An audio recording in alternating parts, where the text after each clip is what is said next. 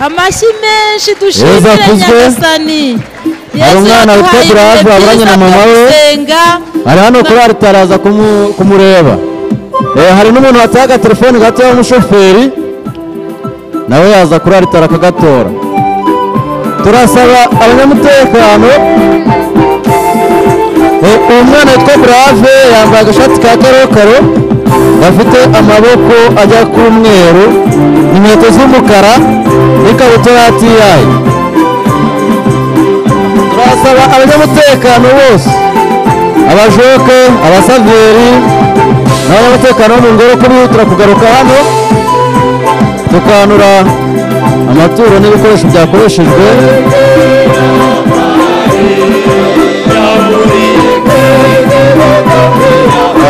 Abataye isharupe muri shapeli azayirebe kuri altare, n'uwataye igitenge mu misa ya mbere mu kiliziya nawe aze akirebe kuri altare. Turaranga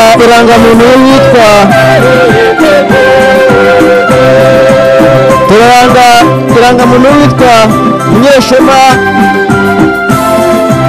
Hezekiya wo mu karere ka Nyanza umurenge wa Kigoma nawe aza kubifata.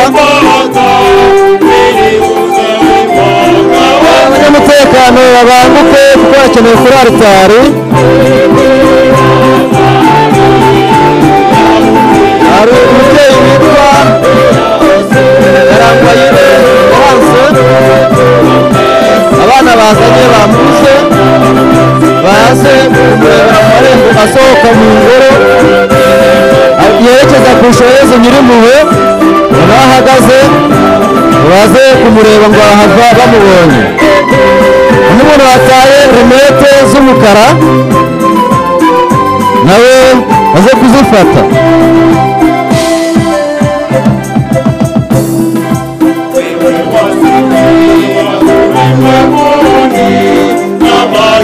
Undi mubyeyi urangije umwana witwa Fabien wambaye agakabutura ka gisirikare, mama we ari hano kuri altare aramushaka.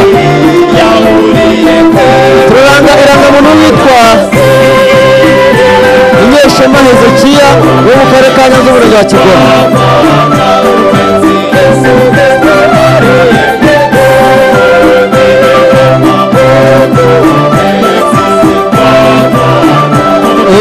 Umubyeyi ararangisha umwana we witwa Fabien wambaye agakabutura ka gisirikare, hari uwamutoye yamuzana hano kuri altare agahura na mama we.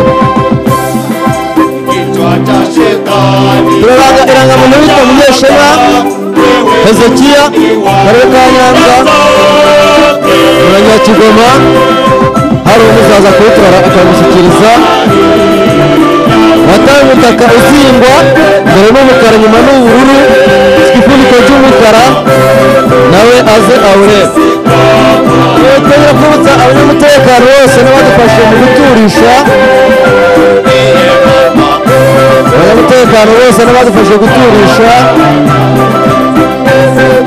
ko baza kuri altare barakenewe.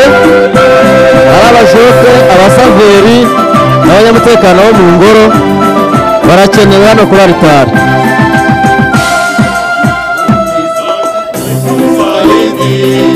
Umwana witwa Brave wambaye agashati ka tiyayi n'agakabutura ka tiyayi, inkweto z'umukara, mama we abaye yamuze,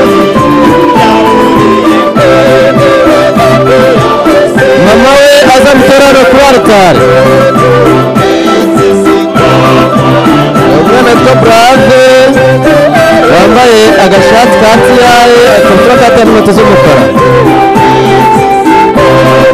Umubyeyi urangije umwana witwa Fabien wambaye agakabutura ka gisirikare wowe wamutoye aze hano kuri altare amushyikirize mama we.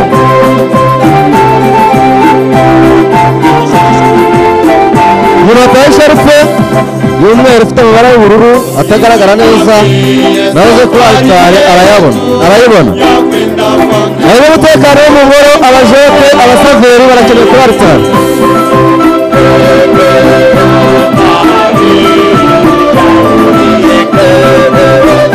kumenyesha umuntu watekaga telefone ko nyirako ageze kuri aritari.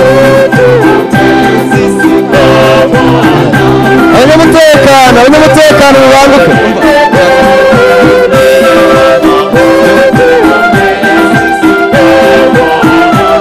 Abanyamutekano batanga telefone k'umushoferi ari hano kuri aritari naza akamuha.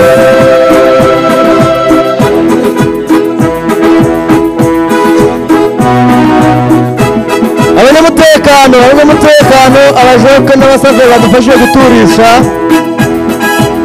muze kuri aritari murakenewe mugerageze mubanguke.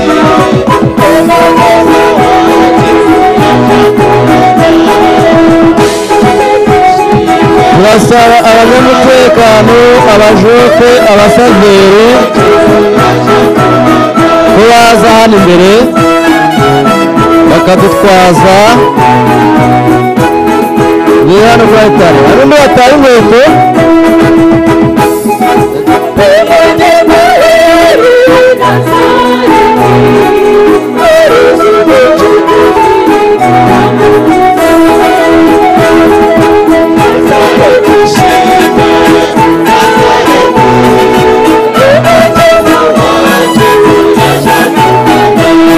inkweto y'umukobwa warambaye siporo z'umweru n'akanzu kagufi mama uri hano kuri aritari aramushaka.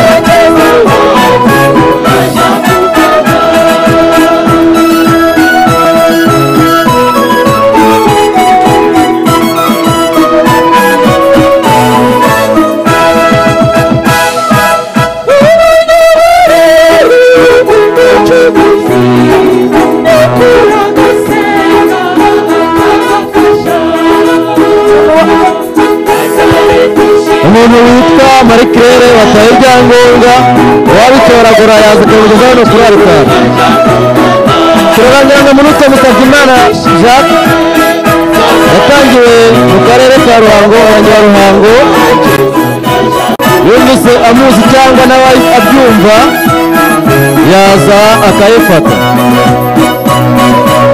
Musabyimana Jacques Ruhango yatangiye mu karere ka Ruhango umurenge wa Ruhango. Uwakumva amuzi nawe yaza akayibona. Umumama ufite umwana utapapiye urambaye agapira ka gisirikare arimo aramurangisha yamuzi ari hano kuri aritari. Uwatura ku mwana yaza akamusanga.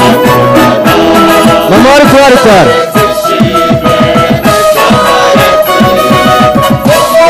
Uyu neza uvetse warambaye siporo z'umweru agakanzu kagufi na mama wari kuri aritari aramushaka.